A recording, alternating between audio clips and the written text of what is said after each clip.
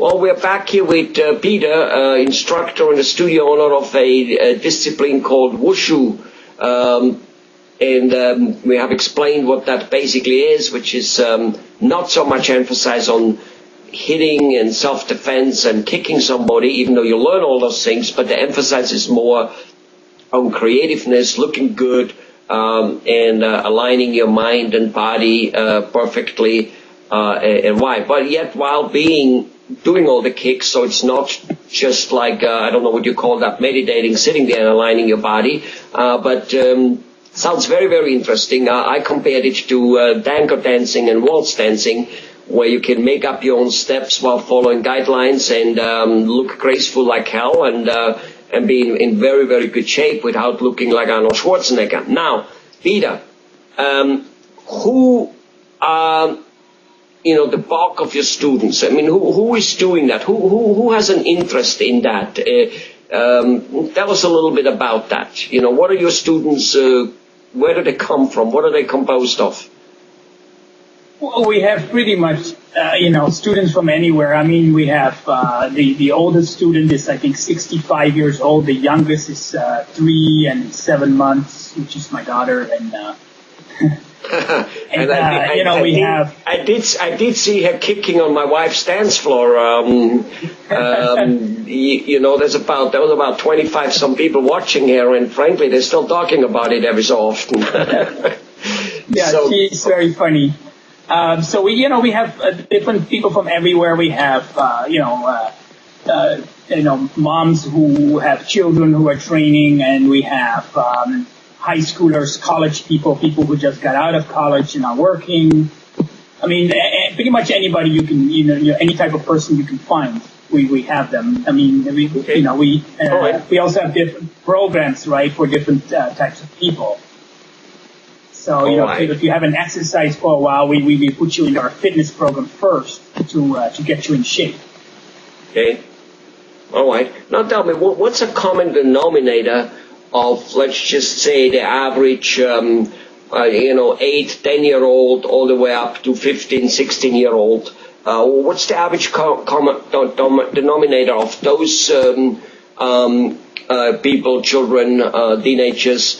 Of kind of what are they after, what makes them wanting to enroll in your class, and what are they then raving about, going home waiting for that next training class to come again because they're excited? Well, that's a good broad question. Let's see. So what I noticed at first, when people first come in, right, they're mostly about like, I want to have my kids learn some discipline because they're not listening to me. That's the parent. Like I was actually talking about the student here now. Do you know what I mean? Yeah. And the student. Okay, that's good. I got that. So there's the parents who would like their children, and obviously martial arts are known to instill discipline. Yeah. Yeah. So so most of the time for the kids, I think it's just a kind of like a fun thing for them to do. For the teenagers, I think it's 2 things. They like to stay in shape. And They also like to have some time, when they come to the school, they see their friends, they have a good time. That's one of the things I heard the most from my teenagers. They kind of call the place where, my school, they call the place where they can be free because my rules are very simple. To progress, then, if you progress yourself, you could talk during the class. You can pretty much, there's certain things, I don't allow, but they can be pretty free and, how do you say that? So they come here and they really feel like they can express themselves, very well and don't have to kind of like, be fake because, maybe they're afraid of, the consequences I put on them or something. Okay, all right. So it seems to have the side effect of, so there's the I want to stay in shape, and yeah, it's true. Most of us are not really out there that we want to be fighting and macho kind of thing. I know they say that about boys and whatever, but it's probably not really true. I used to do judo as a kid, but that wasn't the purpose. There was all kinds of little things, and come to think about it, meeting that group of friends, because you have your group of friends at school, you have your group of friends in some other sports club probably, and you have you want to create another group of friends, and the karate, the martial art is a very, I wouldn't say special, but it's definitely a different type of group of people, that talk about things. So you stay in shape, you have some friends, you have a hangout place, and you're doing something good for the body, a little more interesting, as I said, than being in the gym and just for 20 minutes standing on the treadmill or doing something else. Because for most of us, even for young people, that's it's boring. But here, because you said that your creativity comes in it, right? Yes, correct. And like you can pretty much go from white to black belt or something, and beyond, and there's you're never bored because there's literally hundreds of different Wushu styles of moving. And they all totally different than other ones. There's different weapons of many kinds you could learn, and it never really gets boring, as opposed to going to the weight room or yoga or something. It's great, but after a while you go you want something different. That's why, nowadays you see a lot of those different fitness programs come out where they really try to create with it as to make it different so that people would be interested in their program. Right. Because exercise is exercise and everybody knows it's good, but the problem is how do you commit yourself to it when it's boring? It's just kind of like people's daily jobs sometimes. People's daily jobs, they tend to get bored with it sometimes. So, you have to put some creativity into it to make it exciting. Right. So you get the body shape, you get the social interacting, and you definitely have your own creativity. I think the part of own creativity, kind of doing something with it, whatever you want, and the satisfaction of being able to handle, as you said, a particular weapon. And the guy on television, for instance, if you look at the movie The Last Samurai with Mr. Cruz, he learns how to do that sword. Well, he learned it probably that type of style, on an art style, not on a really having a guy in front of him trying to kill him style. But at the same token, I can see where this is very interesting, kind of like, hey, I can do this, and I can flip that, and I can lift my leg, and I can stand like a swan, and whatever, making things up here. I can definitely see where this is very interesting. Okay, so I got it. Do people realize, be it the moms, the parents, or the people who physically doing it, that there is a long-term health benefit to it? And is there even one? I assume there is. That there got to be. But do they realize that also?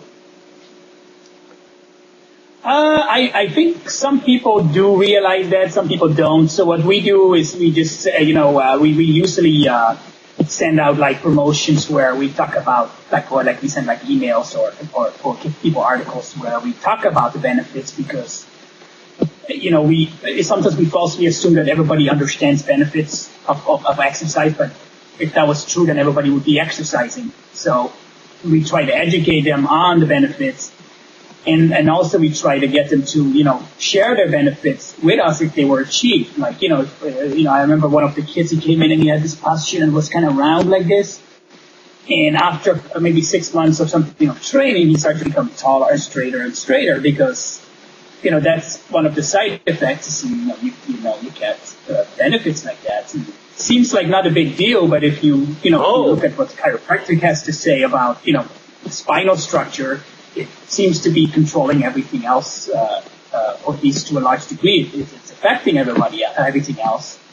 So Well, it's back to as you said, it's back to looking good and looking graceful, and again back to the dancers. You very rarely see a dancer who is number one. I'm talking a guy who is not just disco dancing, but who is dancing waltz and tango and those type of stuff. Who is fat and overweight because they just don't let themselves go. There's the discipline factor, not only the exercise factor, and they have a great posture, and those people look good. They just look good. Yes, correct. Yeah, and you know, you couldn't imagine a professional dancer or of some sort, and they have a posture like, you know, like a hunchback. Right, it's exactly. Like you can't. I mean, as soon as you start doing it, even if you're not a professional, it automatically, through the postures and stuff and through the training, it would improve your posture. You know, depending, of course, like how bad it was, and you know, if you had scoliosis or something, you could probably improve it, but you might not, you know, might need a little more than just martial arts to fix it. But you can definitely improve it. Right. Well, most people probably won't have that. Most of us are just lazy, slouched, and that's it. My mom used to run around and hit me in the back all the time below the neck and say, "Stand straight." I don't know how good she was in achieving it. But let me ask you one more, you know, question. When people at a younger age do a fair amount of exercise, you know, something like you do and whatever it may be, personally, you know, I'm not anymore quite as active as I really could and should be. Forget about could, should.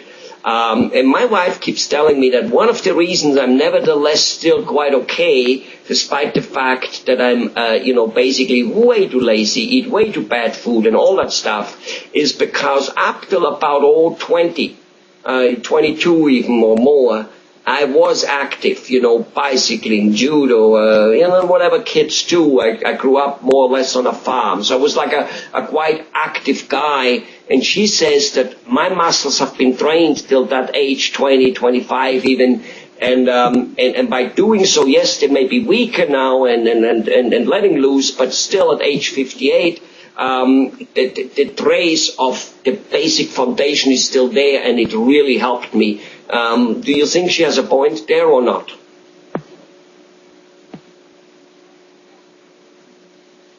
Yeah, no, she definitely has a point, because I believe that, you know, I've seen masters in China who are like 100 years old, and they're still spinning heavy weapons over their heads, and they are like flexible like no tomorrow. And, you know, and then I've seen other ones who are not training anymore, but even 20 years after they stop training, you know, they're still way beyond the normal person of muscle capacity and ability to, you know, to move and stuff like that. And I definitely believe, like, if you put yourself in shape when you're younger, and then let's say you don't do anything, you're still going to have an advantage over a person who never got himself in shape. Even if it's just by, you know, let's say later on you want to get back into it, and, you know, it will be a lot easier to get back into it for you than for that other person, because just because they've never done anything. And I do feel like that, even though when I, for instance, go skiing, I mean, I do get obviously exhausted and the muscle pain and stuff, and I you know, I'm definitely what's called out of shape. But at the same time, the structure, the elegance, you know, the basic. It's like they say, riding a bicycle, you never lose it anymore. It really kind of seems to be there. So it seems to be that my muscles somehow still remember how and what to do, and there they are, and it seems to be making a difference. Well, Peter, thank you very much. We're going to end this off here. Very, very informative, and I hope more people enroll in something. And I think the key you mentioned there is it's interesting every day, because for some reason you learn something, you overcome a problem, you realize you can basically handle and control your body better, and it's not the same boring, you know, 1, 2, 3 exercise where all you do is spend time on it. And I can see that makes a big difference, and people should know that. And by doing so, they could find something they actually like, rather than they do because we know we have to do something. Thank you very much, Peter.